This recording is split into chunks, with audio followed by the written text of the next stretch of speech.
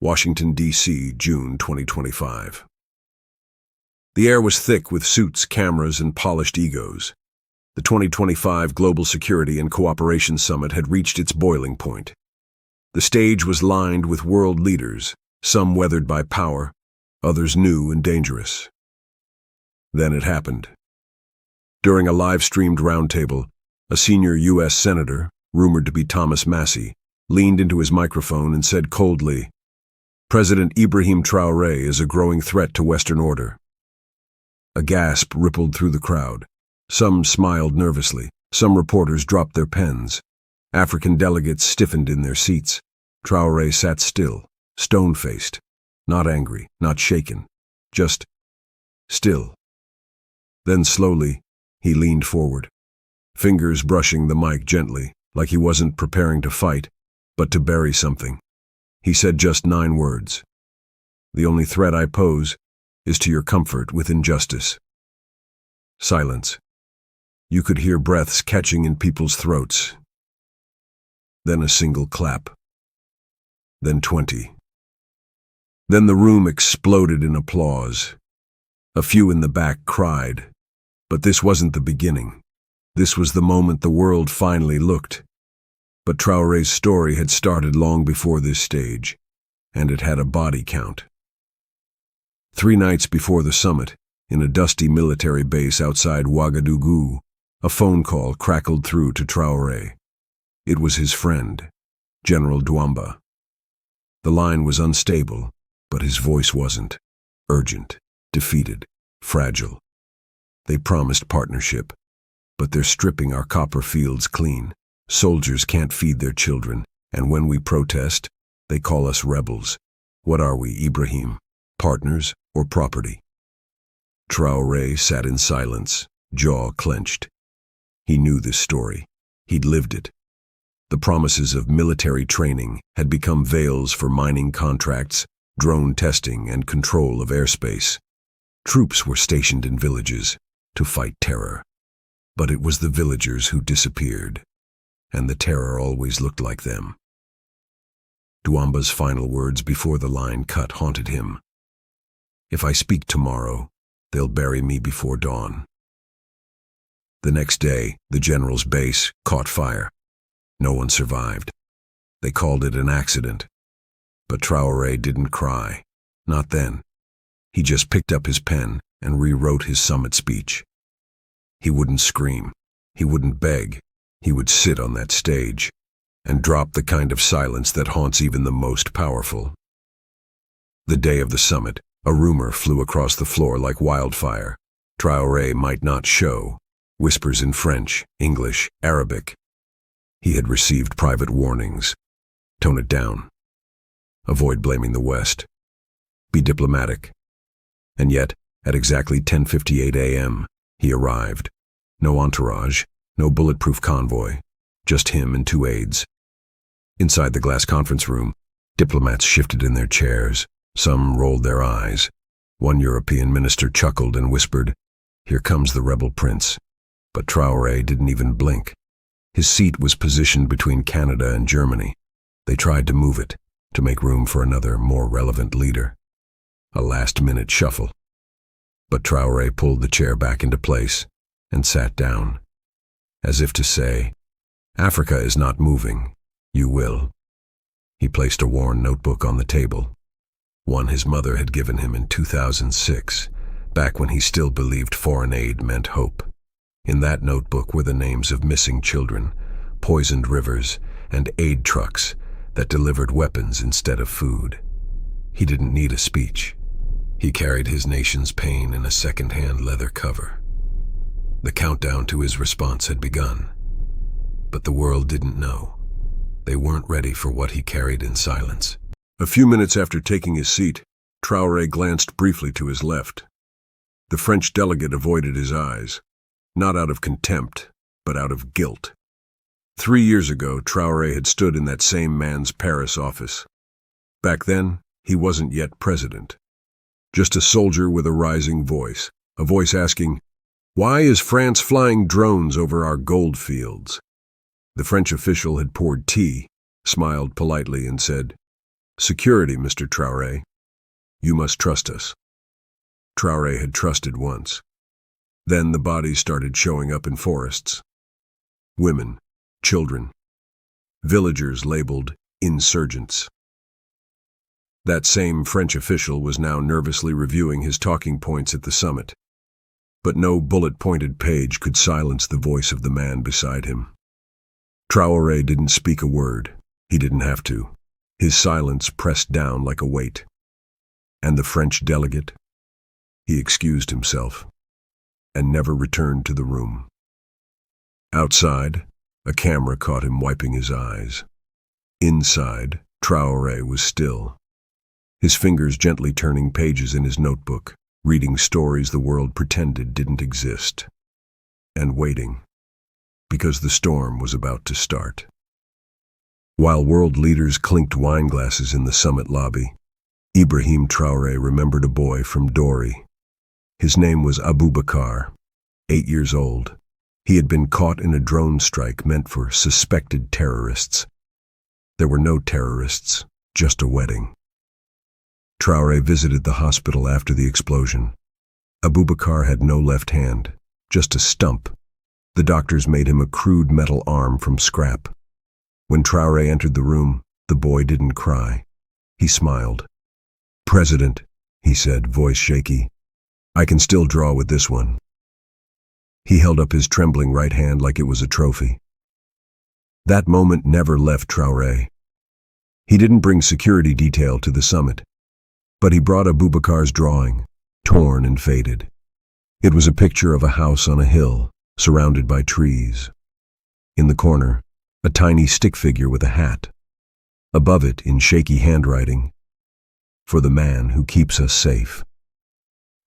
At that moment in D.C., while coffee cups clinked and diplomats joked, Traoré stared at the drawing one last time, then placed it inside his coat. This summit wasn't about alliances. It was about children like Abubakar. It always had been. The room had grown cold, not in temperature, but in tone. Senator Thomas Massie wasn't scheduled to speak, but when the round table was opened to final thoughts, he leaned forward, eyes burning. "Let's stop pretending. President Traoré may look calm, but his rhetoric, his influence in West Africa, it's a growing threat to Western order." Gasps. Phones lit up. A CNN reporter whispered into his mic, "This is live, and that's a direct hit." All eyes turned to Traoré. Everyone expected fury, a speech, an outburst. But Traoré did something no one expected. He reached into his coat, pulled out Abubakar's torn drawing, unfolded it slowly, placed it on the table. Then he adjusted the mic and said only, "The only threat I pose is to your comfort with injustice." The pause that followed was heavier than the accusation. Massie blinked, fumbled with his notes. He had no comeback. The world had just seen truth weaponized, without violence. And in that moment, a man once labeled threat became something far more dangerous. A mirror. And mirrors, they don't lie. Back in Burkina Faso, there was a village called Kompienga. A quiet place. Mango trees, riverbeds, children with dreams. And one of them, Salimata, age 12, had been waiting for a medicine shipment promised by a Western aid organization after cholera broke out. The deal was signed, cameras clicked, news headlines read, U.S. launches life-saving mission. But no one told Salimata that the convoy was redirected. They sent soldiers instead, for logistics. She died 2 days later. Her mother, a widow, buried her with her doll. And that night, she lit a fire and walked barefoot to the nearest military outpost. Her only request, "Tell someone what happened. Please, just tell someone." They never did, but someone else heard. Traoré. He found out through a nurse. At the summit, as applause slowly faded after his mic drop moment, he looked to the back of the room, to the African Union delegate, then nodded silently. He was thinking of Salimata. He couldn't save her, but maybe, just maybe, he could make sure her name never left the room. He scribbled it in the margin of his notebook and underlined it twice. Seated near the back, Aisha Diarra, a 27-year-old freelance journalist from Mali, held her breath. She had been ignored all week, brushed aside, denied interviews, told her questions were too emotional for global diplomacy. But when Traoré's quiet statement echoed through the room, she stood. She didn't raise her hand. She didn't wait. Her voice trembled, but she spoke. "Mr. President, how do you remain calm when people die and no one listens?" The room tensed. Some glared. One moderator whispered, "Security?" But Traoré raised his hand to silence them. He turned to Aisha and said, "Because rage builds fires, but grief builds truth, and the world is finally watching." Aisha broke. She dropped her recorder, covered her face. It was the first time anyone had ever answered her honestly. That moment, raw, unplanned, was clipped and posted by someone on Twitter. Within an hour, it had 1.7 million views. Within 2, "Our Grief Builds Truth" was trending. People around the world cried, not because of politics, but because, for once, they saw a leader choose grief over pride. Just after the session ended, before the press conference, Traoré stepped into a hallway alone. That's when an elderly delegate from the Caribbean, gray beard, soft eyes, approached him slowly. He whispered, "I remember when Lumumba said the same thing in '60, just before they silenced him." Traoré didn't flinch. He knew history. He also knew what happened to Sankara, to Nkrumah, to all those who spoke against injustice before him. But he looked the old man in the eye and replied, "Let them hear me now, while I still have breath. And when I don't, let them hear what silence leaves behind." The old man nodded, then hugged him. The camera flashes that followed captured none of that moment. But Aisha did. She had followed quietly. She posted the audio to her blog with the caption, "He doesn't fear death, he fears forgetting."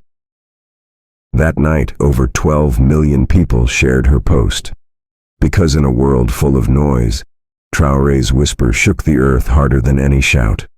That evening, in his hotel room overlooking the Potomac River, President Ibrahim Traoré did something few leaders ever do.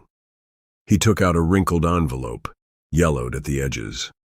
It wasn't addressed to a president. It had no official seal, no diplomatic ribbon. It was written in shaky handwriting on lined paper. "To my future leader." Signed, Captain Mamadou Sori Sanu, 2012. He was Traoré's mentor, a soldier with honor and a heart too large for war. Before he died in a skirmish near the Mali border, he wrote this letter and never mailed it. Years later, a village teacher gave it to Traoré. Inside were only 3 lines. "If you ever hold power, don't fight them with bullets. Fight them with dignity so loud it drowns theirs. And if they kill you, let truth be your revenge." Traoré pressed the letter to his chest. Outside, the streets buzzed with trending hashtags. Inside, he whispered, "Sanu, they finally heard us." Then he wept, for the first time since taking office. Not because he was afraid, but because part of him knew they would make him pay for being heard. The next morning, a black SUV pulled up to a quiet entrance at the summit venue. 3 men in suits stepped out, American, sharp smiles, calm voices. They didn't come with cameras. They came with options.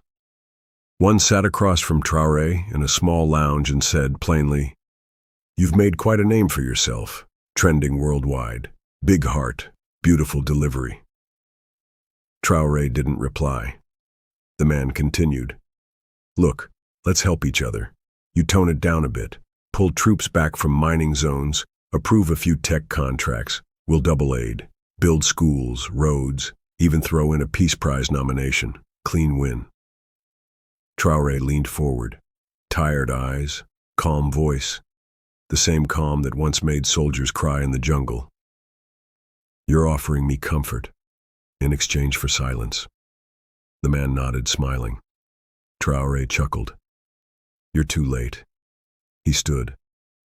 I've already chosen to be uncomfortable, so my people don't have to die quietly. The agents packed up, said nothing. But as they left, one whispered under his breath, "Then you've signed your own ending." And Traoré didn't even blink. That afternoon, a leaked internal memo exploded online. It was real. An African ambassador from Traoré's neighboring country had secretly co-signed a resolution with a European bloc accusing Traoré of destabilizing peace and undermining regional cooperation. The betrayal felt like acid. This wasn't a stranger. It was a man who once cried on Traoré's shoulder during a flood crisis. A man Traoré had defended against sanctions. Now he had sold him out, for influence, for safety, maybe even out of fear. When asked to respond during the summit's final press conference, Traoré didn't name him. He didn't insult, didn't accuse. He just said, "Sometimes the worst part of colonization is what it teaches us to do to each other." And then he stepped back from the microphone. No grand closing, no fireworks, just truth, heavy enough to crush a continent. Back home, villagers gathered around radios. Some wept, some prayed, and in one tiny school in Dori, a teacher stood before his class, held up a photo of Traoré and said, "This is what a real man looks like." The final dinner of the summit was held beneath gold chandeliers, lavish food, classical music, smiles stretched wide, like masks glued to fragile faces. Each world leader had a reserved seat, custom name tags, flags printed in gold. But one seat next to Traoré was empty. It was meant for the West African ambassador who betrayed him. The betrayal didn't need a speech. That chair said everything. As waiters poured wine, a reporter snapped a photo. Traoré head bowed slightly. To his right, an untouched plate, a lonely flag. The image went viral instantly. "The seat of shame," someone tweeted. "That's what betrayal looks like." At that very moment, back in Burkina Faso, thousands began gathering in silence at Ouagadougou's Independence Square. Not to protest, but to sit in chairs, side by side, one for each betrayal they had endured in silence. By midnight, there were over 14,000 people seated, quiet, unmoving. And in the center, a hand-painted sign. "We're not loud. We're awake." No Traoré truth. Threat of peace. At 2:43 a.m., just hours before Traoré's scheduled return flight, his phone rang. The screen showed only one word: "Mama." He answered quickly, smiling, his voice warm. But it wasn't her. It was his younger sister, choking on tears. "Ibrahim, Mama, she's gone." She had suffered a cardiac arrest while watching him live on television. No known illness, just pressure, fear. Too many years of watching her son walk into fire and return with nothing but scars. She died before she could hear his final speech. Traoré didn't speak, didn't weep. He just sat still, phone in hand, eyes fixed on the moonlit city. Then he stood, walked to his window, and whispered, like a prayer, "They'll never know what you carried, Mama. But I will carry it now, for both of us." Then, for the first time in years, he sank to the floor and cried like a son. Morning came, but the world had changed overnight. His mother's death hadn't gone public.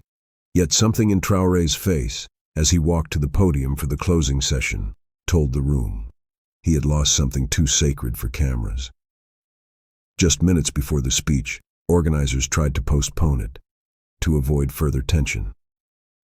But Traoré walked up anyway. No notes, just that same old notebook, and the folded drawing from Abubakar. He held both in the air. "I'm not here to inspire you. I'm here because children are dying in silence while adults sign billion-dollar defense deals. I'm here because you call it stability when we stay poor, and threat when we learn to stand. I'm here because my mother died believing that peace was still possible. The room went quiet. No phones rang, no pens scratched, only breath and tears. Even the senator who attacked him before wiped his face. And in that moment, Ibrahim Traoré didn't sound like a president. He sounded like every unheard soul who ever prayed for justice in a world addicted to noise.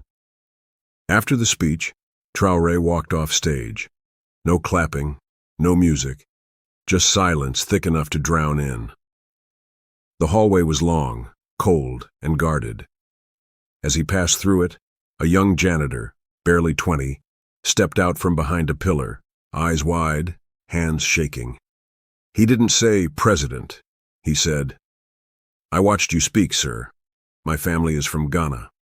My mother says you're not a politician. You're a father to broken nations." Traoré smiled softly, tiredly. Then he removed something from his coat pocket. It was Abubakar's drawing. He folded it gently and pressed it into the boy's palm. "Keep it," he said. "One day they'll ask you who gave you hope. You tell them it came from a child." The janitor cried. Security tried to move Traoré along, but the janitor whispered, "Thank you for not shouting." And that's when Traoré replied, "They expected anger, but grief is heavier." He turned and walked into history. 2 days later, back in Burkina Faso, his mother was laid to rest. No red carpets, no generals, just villagers, fishermen, school teachers, nurses, children with bare feet and hearts full of pain. The coffin was simple, wrapped in white linen, held by the same hands that built her home. Traoré didn't speak. He stood barefoot beside the grave. Then one child, barely 6, stepped forward. She had never met Traoré's mother, but she said something that made everyone freeze. She must have been a good mama, because she gave us a good papa. The crowd broke. Grown men wept. Elderly women fell to their knees. Then slowly, thousands knelt, not in worship, but in unity. And when Traoré knelt with them, the moment was captured by a single journalist. It became the most shared image of the year. A president, kneeling with his people, on the soil his mother once farmed, wearing no crown but grief. And above the post, someone wrote, "This is not leadership. This is love wearing armor." A week later, Traoré returned to the capital. No press, no red carpet, just a live message broadcast across the continent. He spoke, standing on a rooftop at sunset, wearing the same clothes he'd worn at his mother's funeral. His final words, "Power is not what they think it is. Power is feeding people when no one is watching. Power is knowing they'll call you a threat because you refuse to stay quiet. I am not afraid of your headlines. I am afraid of silence in the face of dying children. If they kill me, remember this. I never wanted to rule. I just wanted our children to stop learning war before they learn how to write their names." He paused. His eyes welled with tears. And then he whispered, "And Mama, I hope I made you proud." Then the screen went black. But the world didn't. Within hours, cities across Africa held candlelight vigils. In France, black youth wore shirts that read, "Threat of Peace." In D.C., a mural appeared overnight, his face painted in tears, and for the first time in a long time, the world listened. If this story made you feel something deep inside, if it reminded you of what real strength looks like, if your heart broke with Traoré's silence, then this is your moment. Don't just scroll. Speak. Hit that like button if you believe power should serve people, not crush them. Drop a comment with one word, truth. And if you want more stories that don't just entertain, but make you feel, click subscribe now. This isn't just a channel. This is a family of people who still believe that love can roar louder than hate. And remember, you are never too small to change everything.